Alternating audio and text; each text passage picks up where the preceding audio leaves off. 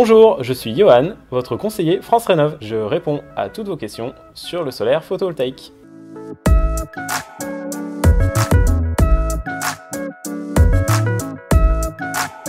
Le solaire photovoltaïque, c'est la production d'électricité grâce au rayonnement solaire. Les panneaux qui produisent cette électricité sont constitués de couches de silicium qui, sous l'effet de l'énergie des rayons du soleil, vont générer un courant électrique. Il s'agit d'une énergie renouvelable car par définition, le rayonnement solaire sera toujours disponible à l'échelle du temps humain et en quantité considérable.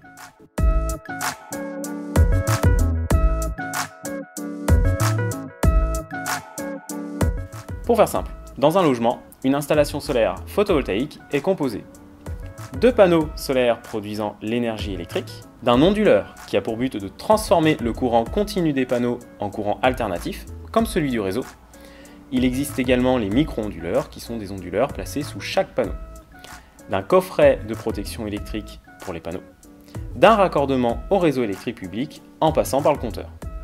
Dans le cas de la vente totale de l'électricité, l'installation solaire est indépendante du réseau électrique du logement et dispose de son propre compteur Linky. Dans le cas de l'autoconsommation, avec éventuellement de la vente de surplus, l'installation solaire est directement raccordée au tableau électrique du logement et les appareils électriques consomment l'électricité qui est produite. En cas d'injection du surplus sur le réseau électrique, le raccordement passe par le même compteur Linky que celui du logement. Il existe également des kits photovoltaïques dits plug and play. Tous les composants sont intégrés, ils peuvent alors directement se raccorder sur une prise électrique dédiée. Attention au vocabulaire. La puissance maximale d'une installation photovoltaïque s'exprime en kilowatts-crête. On peut dire qu'il s'agit de la force instantanée des panneaux, qui n'est bien sûr pas constante sur l'année et dans la journée. L'énergie électrique produite pendant un certain temps, pendant une certaine période, elle s'exprime en kilowattheure. Il s'agit de la quantité d'électricité fournie sur une période donnée. Par exemple, sur une année, sur un mois ou sur une journée.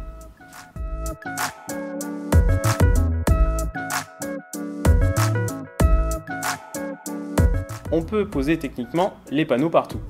Toiture, carport, balcon, mur, au sol, etc. Il existe toutefois des règles de mise en œuvre pour garantir la durabilité et la rentabilité d'une installation. Plusieurs questions se posent. Les règles d'urbanisme. Est-ce que le PLU ou un secteur classé m'interdit la pose de panneaux ou me fixe des règles particulières de mise en œuvre? Dans la plupart des cas, une simple déclaration préalable en mairie est nécessaire. Deuxièmement, l'état et la composition de la toiture, dans le cas d'une pose sur le toit. Est-ce que ma toiture n'est pas trop fragile ou la couverture trop ancienne? Y a-t-il de l'amiante? Troisièmement, l'orientation des panneaux. Une orientation plein sud et une pente de 30 degrés en moyenne est à privilégier. Cependant, la production électrique reste bonne pour une orientation de l'ouest à l'est. Enfin, la surface disponible, un pan de toit bien orienté, peut être limité en surface, ce qui peut limiter bien sûr la puissance maximale des panneaux. De plus, il faut faire attention aux ombrages et aux encombrements au niveau de la toiture, ce qui peut réduire davantage la surface disponible pour la pose de panneaux.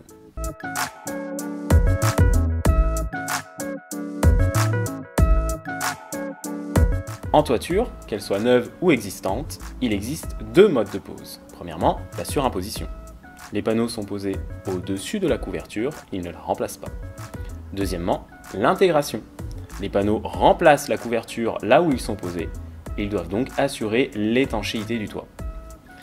La surimposition est réellement à privilégier pour trois raisons. Premièrement, les panneaux photovoltaïques perdent un peu en rendement lorsqu'ils sont trop chauds, notamment en été. En surimposition, ils se refroidissent un peu mieux et ont donc une production d'électricité un peu plus importante. Deuxièmement, le coût de pose en surimposition est généralement plus faible. Troisièmement, il y a aussi beaucoup moins de problèmes d'étanchéité du toit avec ce type de pose. Ce risque est donc limité et les surcoûts d'assurance moindres. L'intégration, elle, est donc plutôt à privilégier lorsque l'on est contraint par des règles d'urbanisme ou si on doit alléger la charpente.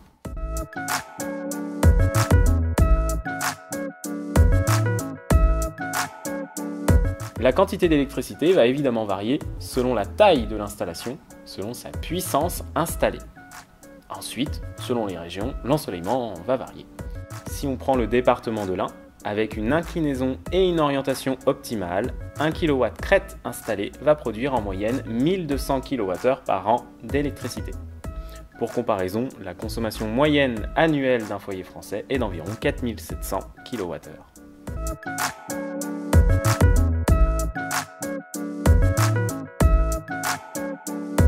Il existe 3 modèles économiques avec une installation de panneaux solaires photovoltaïques. Premier cas, la revente totale de l'électricité produite.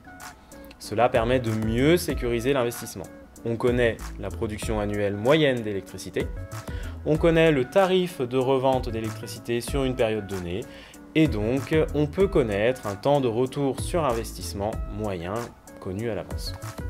La vente totale peut être intéressante pour des installations de taille conséquente, où ce sont les revenus liés à la revente d'électricité qui sont recherchés. Pour rappel, avec ce modèle économique, il y a 2 compteurs Linky. Deuxième cas, l'autoconsommation avec revente du surplus d'électricité. On le retrouve désormais beaucoup sur le logement individuel. L'objectif principal est donc de réduire la facture d'électricité en consommant prioritairement l'électricité produite par les panneaux. Le surplus d'électricité produit est donc, à certaines périodes, revendu, mais ce n'est pas l'objectif principal. Le tarif de rachat du surplus est alors moins élevé. En autoconsommation avec revente du surplus, le temps de retour sur investissement est donc moins connu à l'avance, car la quantité d'électricité autoconsommée va varier selon les habitudes de consommation du bâtiment, mais aussi par rapport à la production photovoltaïque à l'instant T. Un bon dimensionnement de l'installation photovoltaïque par rapport aux consommations actuelles ou futures du logement est donc essentiel. Troisième cas, celui de l'autoconsommation sans la revente du surplus. Le surplus n'est cette fois-ci pas revendu. Ce type de modèle économique est principalement utilisé pour des sites non raccordés au réseau ou dont le surplus d'électricité restera faible.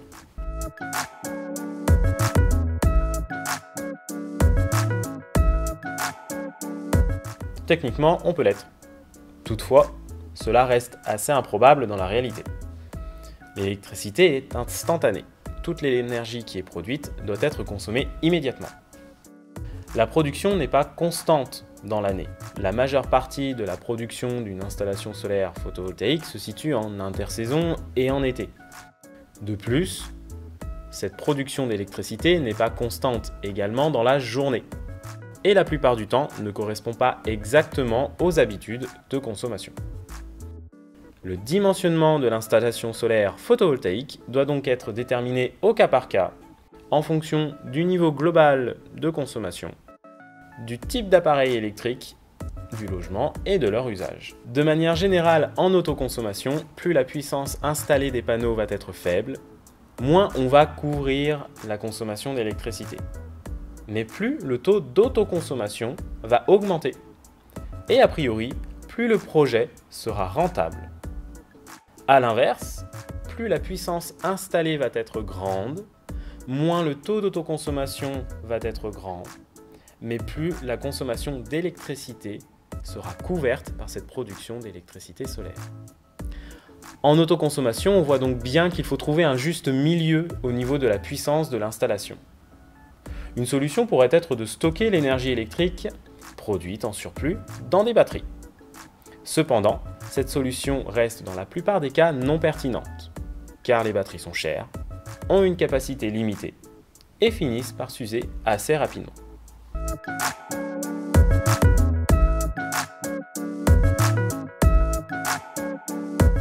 Il n'y a pas de durée de vie précise des panneaux solaires photovoltaïques en soi, mais plutôt une usure progressive avec le temps.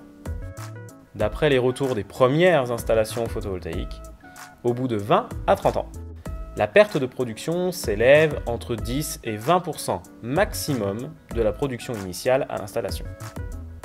Ainsi, même au-delà de cet âge, l'installation continue à produire de l'électricité de manière significative, et ce, gratuitement. Les panneaux ne nécessitent pas d'entretien particulier, si ce n'est un nettoyage occasionnel, par exemple 1 à 2 fois par an. L'onduleur aura quant à lui une durée de vie plus courte, en moyenne de 10 à 15 ans.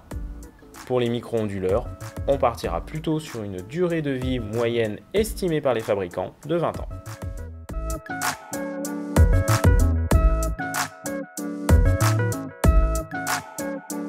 Dans la plupart des cas, non. Ce n'est pas une réponse miracle. La première étape est de faire un état des lieux des consommations électriques du logement. Si possible, on peut commencer par essayer de baisser ces consommations en utilisant des mesures dites de sobriété. Réduire la consigne du chauffage électrique. Réduire sa consommation d'eau chaude pendant la douche. Penser à éteindre les lumières. Éviter d'acheter des appareils électriques superflus. On peut ensuite rendre le logement plus efficient.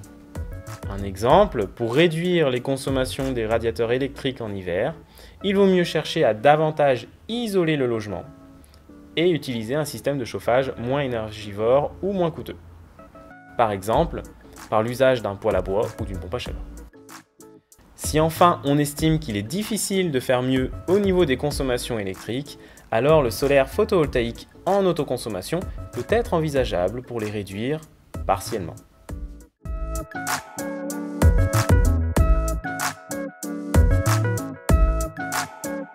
Si vous estimez qu'une installation photovoltaïque est pertinente sur votre logement, la première étape est de contacter votre espace conseil France Rénov pour évaluer approximativement vos besoins, le modèle économique le plus adapté, la faisabilité, connaître les aides financières potentielles et obtenir des informations sur les démarches.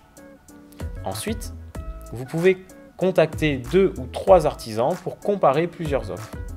À cette étape, il est primordial de ne rien signer et de vous rapprocher de votre espace conseil France Rénov pour étudier les devis si besoin. Une fois qu'une offre est choisie, vous pouvez réaliser les démarches pour les autorisations d'urbanisme, les demandes des éventuelles aides financières et de raccordement au réseau, et le contrat de vente d'électricité, le cas échéant. Vous pouvez alors vous engager auprès d'un artisan une fois que tous les voyants sont au vert sur toutes ces démarches.